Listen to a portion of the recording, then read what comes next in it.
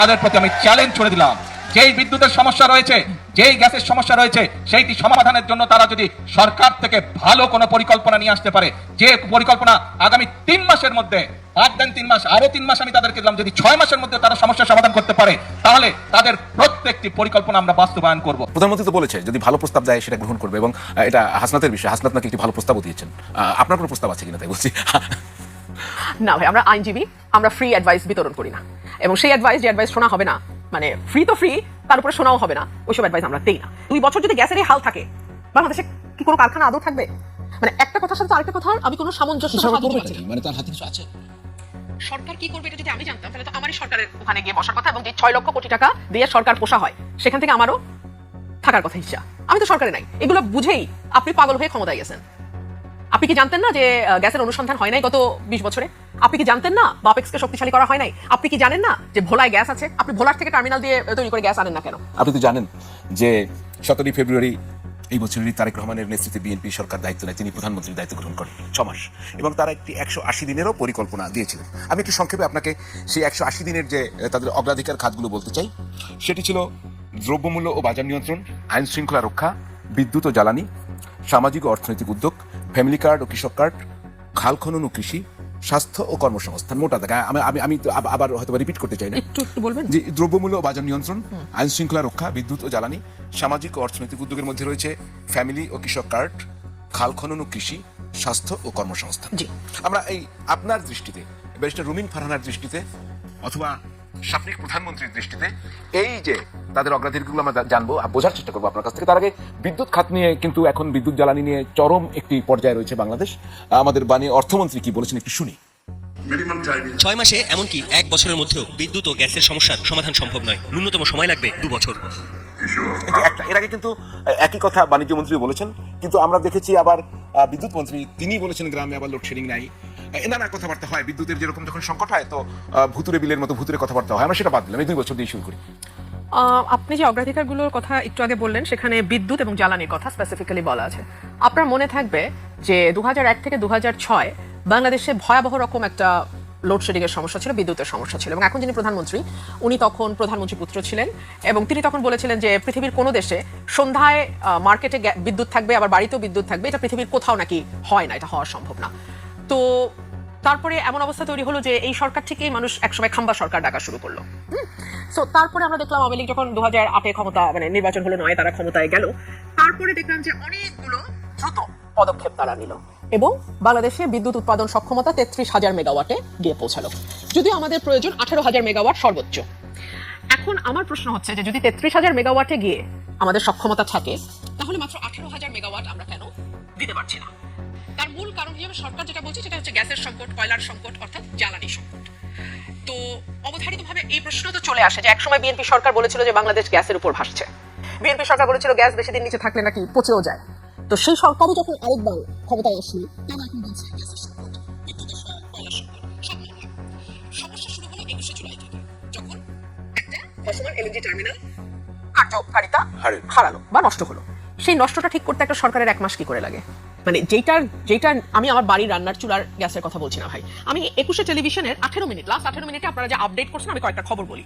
নরসিংদীতে 90% কারখানা বন্ধ, গ্যাসের সংকট। গ্যাস সংকটে থেমে গেছে দেশের শিল্প কারখানাগুলো। এখানে চট্টগ্রামে গ্যাস সংকটে বহু কারখানা, চট্টগ্রামে গ্যাস সংকটে বন্ধ হয়ে গেছে বহু কারখানা। গ্যাস না মিললে রপ্তানি এবং কর্মসংস্থানে বড় ধাক্কার আশঙ্কা। গ্যাস নাই, নারায়ণগঞ্জের শত শত কারখানা অচল। আমি আপনাদের লাস্ট 18 মিনিটের আপডেট, এই কয়টা নিউজ আপনাকে পড়ে শোনালাম আপনাদের ফেসবুক পেজ থেকে। সো এই হলো বর্তমানে বাংলাদেশের অবস্থা। আমি জানি না যে একটা টার্মিনাল ঠিক করতে 1 মাসের বেশি সময় কেন লাগছে, কারণ আমাদের আবার সমস্যা কি হচ্ছে, 18 বছরের একটা অভ্যস্ত বাংলাদেশের মানুষের তৈরি হয়ে গেছে যে তারা বিল বেশি দিচ্ছে, কিন্তু কারেন্ট নাই ঘন্টার পর ঘন্টা, এটা আবার তারা দেখে নাই, এই অবস্থা তারা পড়ে নাই, বা কারখানাগুলো বন্ধ হয়ে যাচ্ছে একটার পর একটা, কারণ গ্যাস সাপ্লাই নাই। হ্যাঁ, গ্যাসের সাপ্লাই সমস্যা ছিল, কিন্তু এইরকম ভয়াবহ সমস্যা। এবং এখন যেটা বলা হচ্ছে সেটা সব লং টার্ম প্ল্যান। কিরকম লং টার্ম প্ল্যান? সেটা হচ্ছে আপনি কূপ খনন করবেন, আপনি গ্যাস অনুসন্ধান করবেন বাংলাদেশের মাটিতে, তারপরে গ্যাস দিবেন, কিংবা আপনি সৌর বিদ্যুতের দিকে যাবেন। সো এগুলো তো লং টার্ম। তার মানে কি আপনি বলতে চাচ্ছেন 2 বছর যদি গ্যাসের এই হাল থাকে, বাংলাদেশে কি কোনো কারখানা আদৌ থাকবে?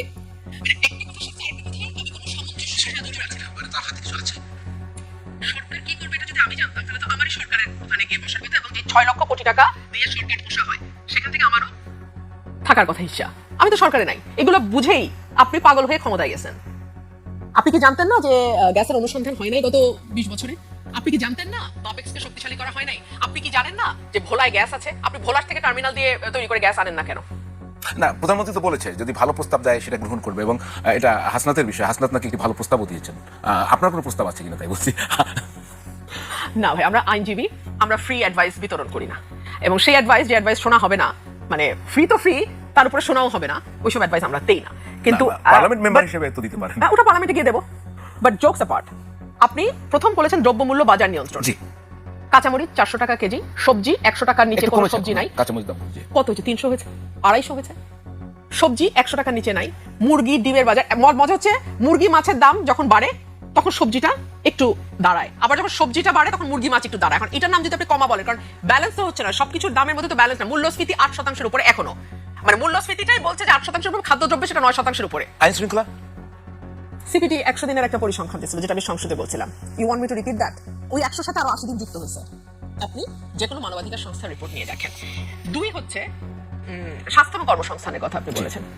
আমি স্বাস্থ্যমন্ত্রীকে দেখি বিভিন্ন সময় হাসপাতালগুলো উনি ভিজিট করেন, এবং বাথরুম ময়লা থাকলে অত্যন্ত বিরক্ত হন, বা মেঝে পরিষ্কার না থাকলে উনি রাগ করেন। আমরা গত 15 বছর মিঠু সিন্ডিকেটের কথা শুনেছিলাম। জি, আমরা গত 15 বছর লুটপাট স্বাস্থ্য খাতে মেশিন কেনার নামে, কয়েক গুণ বেশি টাকা দিয়ে মেশিন আনার নামে, মেশিনগুলোকে দিনের পর দিন ব্যবহার না করে অকার্যকর করার মাধ্যমে এই লুটপাটের গুলো শুনেছিলাম। এগুলো নিয়ে কি আপনারা এখন পর্যন্ত এই সরকারের কোনো বাণী বা কোনো যেটাকে বলে রিপোর্ট দেখেছেন? আমি দেখি নাই। আহাম নিয়ে সরকার তো কাজ করছে। হ্যাঁ, মাসের উপর বাচ্চা মেলা যায়। সে হামনি যখন আমি কথা বলেছি, আপনারা সবাই দেখেছেন সেই কথার প্রেক্ষিতে কি কথা হয়েছে। সো কার্ডের ব্যাপার যদি আপনি বলেন, সরকার ফ্যামিলি কার্ড কৃষক কার্ড এখন তো করছে আজকাল তো। হ্যাঁ, ওটা হচ্ছে যে ভালো উদ্যোগ, নিশ্চয়ই নিশ্চয়ই, কেন নয়। কিন্তু মুশকিল হচ্ছে বিধবা ভাতা, বয়স্ক ভাতা, প্রতিবন্ধী ভাতা, এগুলোকে যদি আপনি এখন কোনোটার নাম কৃষক কার্ড দেন, কোনোটার নাম ফ্যামিলি কার্ড দেন, কোনোটার নাম মহিলা কার্ড দেন, দিতে পারেন। তাহলে সমস্যাটি কোথায়? সরকারের মন্ত্রিসভা আছে, উপদেষ্টারা আছেন, সহকারী উপদেষ্টারা আছেন। আমরা যদি সর্বশেষ বলি, রাশেদের মতো বিদগ্ধ উপদেষ্টারাও সেখানে গিয়েছেন। রাশেদ আবার 2 জন, আপনি কার কথা বলছেন? রাশেদ মাহমুদ তিতুমির না, সর্বশেষ। আচ্ছা। রাশেদ যুগ গণ অধিকার পরিষদ ছিলেন বিএনপি পরে, মানে উপদেষ্টা পরিষদ তো আছে, মন্ত্রী পরিষদ তো আছে। তো সরকার ওয়ার্ক করতে পারছে না কেন? আপনার অবজারভেশন কি, বা সাকসেসফুলি পারছে না কেন, বা ব্যর্থতা আছে কিনা?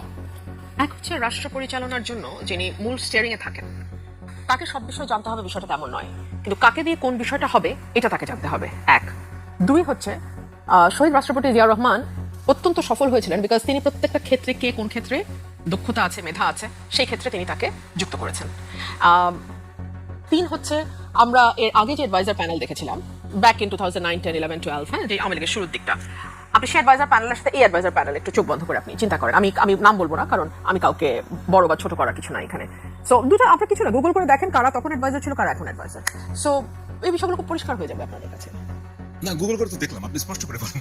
না, ওই তো মানে এটা তো performance will speak for yourself. এখন যেই পারফরম্যান্স আপনি দেখছেন সেটা কারণ, সেটা দায়িত্ব আসলে সবাইকে নিতে হবে, এটুকুই আমি বলবো। জি, আমরা শুনবো আপনার কাছে আরো সরকার অনেক বিষয় রয়েছে। দর্শক, স্পিড নিবেদিত ফ্যাক্ট চেকে আরো একটি বিরতি নিচ্ছি, ফিরবে একটু পরেই, সঙ্গে থাকুন।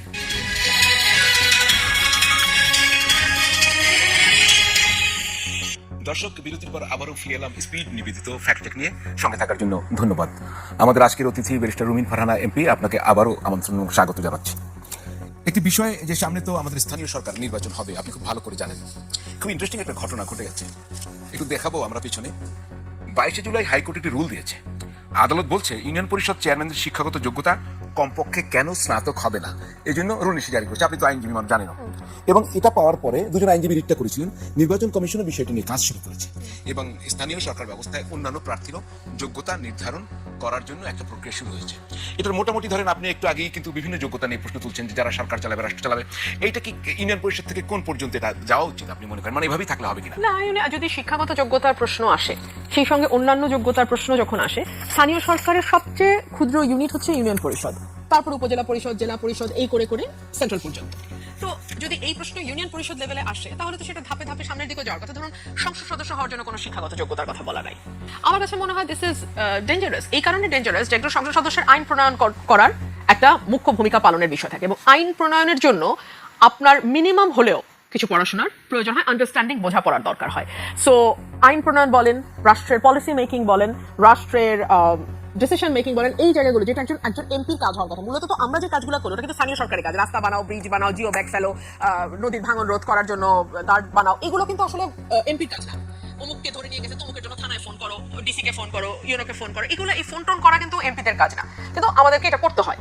তো স্থানীয় সরকারে যদি একদম সবচেয়ে নিচের টায়ারে যদি শিক্ষাগত যোগ্যতা স্নাতক নিয়ে আসা হয়, তাহলে সেটা সংসদ সদস্য, সেটা মন্ত্রী, প্রধানমন্ত্রী, সেই পর্যন্ত যাওয়াটাই তো লজিক্যাল। মানে আপনি হঠাৎ কোন আউট অফ নোওয়্যার আপনি স্থানীয় সরকারে কেন স্নাতক চাচ্ছেন? তাতে কি হবে, লাভ হবে? রুল দিয়েছে, তো রুল হিয়ারিং এর পরে যদি রুল অ্যাবসলিউট হয়ে যায়, হাইকোর্ট যদি মনে করে রুল অ্যাবসলিউট করবে, তারা করতে পারে, তখন স্নাতকটা বাধ্যতামূলক হবে। এবং তখন যেটা হবে যে ডেফিনেটলি নির্বাচন কমিশন হয়তো অ্যাপিলে যাবে, এবং অ্যাপিলে গেলে কি হয় সেটা তো সময় বলবে। বাট আমার কাছে অ্যাপিল বা কোর্টের ব্যাপার না, আমি একজন রাজনৈতিক কর্মী হিসেবে মনে করি শিক্ষাগত যোগ্যতার একটা মিনিমাম লেভেল নির্ধারণ করে দেওয়া উচিত। আমি একটু বলি, সেটা হচ্ছে যে আওয়ামী লীগের আপনি যে বয়ান ক্রিয়েট করেন, আমি সেগুলো একটু, আমার কথাগুলো আমার মুখস্থ, আমি আপনাকে বলতে পারি, দেখানোর দরকার নেই। আমাকে খালেদ মহিউদ্দিন প্রশ্ন করছিল যে আপনি গুপ্ত আওয়ামী লীগ কিনা, কিংবা আপনি আওয়ামী লীগকে ফিরায় আনতেছেন কিনা, কিংবা অনেকে বলে আপনার বয়ানের কারণে আওয়ামী লীগ ফিরবে। তখন আমি তার প্রশ্নের জবাবে বলছিলাম যে আমি তো তাহলে লাইফ সেভিং মেশিনের মতো, যখন বিএনপি আইসিইউতে যায় আমি তাকে বাঁচাই, যখন আওয়ামী লীগ আইসিইউতে যায় আমি তাকে বাঁচাই। ব্যাপারটা আসলে আওয়ামী লীগ বা বিএনপি না, আমি আমার সাদা চোখে যা দেখি আমি সেটাই বলি। এখন মুশকিল হচ্ছে আমরা এত ধান্দাবাজির সমাজে বাস করি, এত মিথ্যার সমাজে বাস করি, এত ফেক সমাজে বাস করি, এত তেলবাজের সমাজে বাস করি, এবং এত অল্পতে আমরা আমাদের আত্মা বিক্রি করি। জি, আমি খুব বুঝে শুনে খুব শক্ত একটা শব্দ বলেছি, আমরা আত্মা বিক্রি করি খুব সস্তায়। সেই কারণে আমাদের ভূমিকা বা আমার মতো মানুষের ভূমিকা আপনাদেরকে সবসময় এক ধরনের ডিলেমার মধ্যে ফেলে, এবং সেটা ফেলতে গিয়ে আপনারা কখনো বলেন আমি গুপ্ত, কখনো বলেন আমি সুপ্ত, কখনো বলেন আমি এই দল, আমি ওই ভাই, আমি কোনো দলের না। আমি বাংলাদেশের মানুষ যা বলে, অসংখ্য মানুষ, কোটি কোটি মানুষ যা বলে, সেই কথাগুলো আমি এখানে বলি। পার্থক্য হচ্ছে ওনাদের আওয়াজটা আপনাদের পর্যন্ত যায় না, আর ওনাদের আওয়াজটা ওখান থেকে এনে আমি এখানে বলি। বিএনপির সময় আমি তাই বলছি, আওয়ামী লীগের সময় আমি তাই বলতাম, ইন্টারিমের সময় আমি তাই বলেছি। কেউ বলছেন যে আপনার রাজনৈতিক একটি পরিবর্তন হতেও পারে, এখনো তো স্বতন্ত্র, সেটি কখনো আওয়ামী লীগের দিকে হতে পারে। আমি আবার প্রশ্ন করি, গুপ্ত জামাত কেন হলেন না? মানে যদি গুপ্ত হনই, সেটা কেন না? আমি তো গুপ্ত বলে স্বীকারই করছি না, এখন জামাতটা কেন, আওয়ামী লীগ না কেন, প্রশ্নই তো অবান্তর। না, আপনাকে এটা বলার কারণ আছে, যেমন ধরেন আপনি মনে করেন আপনার সিক্স সেন্স বলে যে শেখ হাসিনা দেশে ফিরে আসবে। আমি একটু দেখি তো সেটা আছে এখানে। এই সরকার 5 মাস সময় পাবে কিনা এটা নিয়ে তো ভয় লাগছে এখন, কারণ 3 মাস যেতে না যেতেই যেই সরকারের প্রধানকে ভুয়া ভুয়া শুনে গাড়িতে গিয়ে লুকাতে হয়, সেই সরকার আর কয় মাস চলতে পারবে এই দেশে? এটা তো একটা প্রশ্ন। আচ্ছা, এটা দেখালো যে এখানেই বলছিলেন সরকার 5 মাস থেকে কিনা সন্দেহ, অলরেডি সরকারের 6 মাস। এটা নিয়ে আমরা কথা বলবো। আর একটা ভিডিও ছিল, কিন্তু দেখানো যাবে? হ্যাঁ, যে আপনার, জি দেখি। ওনার বাংলাদেশের রাজনীতিতে দীর্ঘদিনের অবদান আছে, এবং ওনার পরিবারকে সপরিবারে হত্যা করা হয়েছে, এবং বাংলাদেশের স্বাধীনতা সংগ্রামের তখন আওয়ামী লীগ ছিল একমাত্র রাজনৈতিক দল। তো সকল কিছুর বিবেচনায় ওনার বয়সও হয়েছে, বাংলাদেশে যদি ফিরে না আসেন ওনার দলের অবস্থা কি দাঁড়াবে, বা ওনার এতদিনের যে রাজনৈতিক ইতিহাস সেটারই বা কি দাঁড়াবে, এই সকল কিছু বিবেচনা আমার কমন সেন্স বলে উনি ফিরে আসবে। জি, আপনি শুনছেন, আমি একটু বলবো। আপনি বলছেন যে ওনার রাজনৈতিক দলের দীর্ঘ ইতিহাস আছে, সংগ্রাম আছে, ওনার বয়স হয়েছে, উনি না আসলে দলটি আর দাঁড়াতে পারবে না। আপনার কমন সেন্স বলে উনি ফিরে আসবেন। আমি এর সাথে যুক্ত করি, এই কমন সেন্স বলে, common sense is most uncommon, আপনি জানেন, মানে common sense is most uncommon. সুতরাং আমি মনে করি এটা ওয়াইজ সেন্স। সেইটার কারণটা কি, মানে কিভাবে, কেন মনে করেন? আরেকটা জিনিস বলি, এই আপনার 5 তারিখে যে উনি ওখানে প্রেস কনফারেন্সে ভার্চুয়ালি যুক্ত হলেন, তারপর থেকে একটা টানা পোড়েনও হচ্ছে। এখনই কি মনে করেন আপনার কমন সেন্স কি তাই বলে? দেখুন, আমি এটুকু বুঝি যে কয়েকটি কারণে ওনার ফেরাটা ওনার জন্য অবশ্যম্ভাবী। এর প্রথম কারণ, আমি মোটামুটি 3টা কারণ বলি সবসময়। এক হচ্ছে যে এই দেশের পেছনে ওনার পারিবারিক হিস্ট্রি আছে, ওনার দলের হিস্ট্রি আছে, এবং সবচেয়ে বড় কথা ওনার পুরো পরিবারকে এক রাতে শেষ করে দেওয়া হয়েছে, এবং সেটা রাজনীতির কারণেই। আজকে যদি উনি ফিরে না আসেন, ওনার দলের কোনো অস্তিত্ব থাকবে না, ওনার ফ্যামিলির যে ত্যাগ সেটাও প্রায় মুছে যাবে। 2 হচ্ছে ওনার বয়স 80 কাছাকাছি। ওনার স্বাভাবিক মৃত্যু যে কোনো দিন হতে পারে। দেশের বাইরে যদি ওনার মৃত্যু হয়, তাহলে যেটা হবে, that will be the last nail in the coffin. এরপর আর কিছু থাকবে না, এবং ওনার শেষ যে চিত্রটা অঙ্কিত থাকবে সবার মধ্যে, সেটা হচ্ছে যে ওনার একটা স্বৈর শাসকের ভাবমূর্তি, যিনি পালিয়ে গিয়েছিলেন তার নেতা কর্মীদেরকে ফেলে দিয়ে। আচ্ছা, এটা একেবারে, মানে আপনি ভাই শুনেন, এখন ক্যামেরার সামনে তো অনেকে আপনারা অনেক কথা বলেন না, কিন্তু ক্যামেরার উল্টা পাশেই কিন্তু এই কথাগুলো আপনারাও সবাই স্বীকার করবেন, সবাই। আপনি, আমি বলে না, এটা সবাই যতজনের সাথে আলোচনা করেছি বলছে অ্যাবসলিউটলি তাই। সো এটা যে কেবল আমার সেন্স বলছে তা না। আমি যখন নন পলিটিক্যাল পার্সনের সঙ্গে আলাপ করি, আমার কলিগরা আছেন, আমার ফ্রেন্ডসরা আছে, তারা ম্যাক্সিমামই নন পলিটিক্যাল। প্রতিদিন সকালে আমি কোর্টে যাই, আমার পাশে অনেক লয়াররা বসেন, সামনে পেছনে অনেক লয়াররা বসেন, দেশ নিয়ে আলোচনা হয়, আলাপ হয়। ওনারা যখন প্রশ্ন করেন, আমি যখন প্রশ্ন করি, ওনারা সবাই বলেন যে হ্যাঁ, মানে আমাদের কমন সেন্স তো তাই বলে। তো এই সংক্রান্ত একটাই প্রশ্ন, ওনার তো বাংলাদেশের আদালত ট্রাইব্যুনালে মৃত্যুর আদেশ হয়েছে, ফাঁসির দণ্ড হয়েছে। তো একজন লোক যদি জানে যে দেশে আসলে ওনার ফাঁসি কার্যকর হবে, তো দেশে আসলে তো ফাঁসি কার্যকর হবে, উনি কেন আসবেন? দেখুন, it's a complicated political situation. ফাঁসি কার্যকর হবে আপনি মানে এভাবে আমরা আসলে বলতে পারি না, কারণ প্রেসিডেন্স আছে, এবং আমি দেখলাম সরকার তরফের আইনজীবীও বোধহয় একটি কথা বলেছেন যে ওনাকে for the greater interest of justice তাকে ট্রায়াল ফেস করতে দেয়া হবে। তো এই যে গ্রেটার ইন্টারেস্ট অফ জাস্টিস, সেটার একটা ভূমিকা আছে, এক আন্তর্জাতিক একটা ভূমিকা আছে, দুই তিন হচ্ছে আওয়ামী লীগ বড় দল, সুতরাং তাদের দলেরও একটা চাপ থাকবে। মানে এটা তো আর আসলে কুদ্দুস বা রহিম না যে আপনি ধরলেন আর ফাঁসি দিলেন। আমি আমার আইন 25 বছরের অভিজ্ঞতা আমি দেখেছি যে বাংলাদেশের মতন দেশে কুদ্দুস আর রহিমের বিচার যেভাবে হয়, আপনার বিচার সেভাবে হবে না, হয় না। হ্যাঁ, সো সুতরাং এখানে আপনি যদি তাকে XYZ হিসেবে ধরে নিয়ে কথা বলেন তাহলে সেটা একরকম, কিন্তু বিষয়টা তো এরকম না। আর ট্রাইব্যুনালের নিজেরই প্রেসিডেন্ট আছে, জামাতের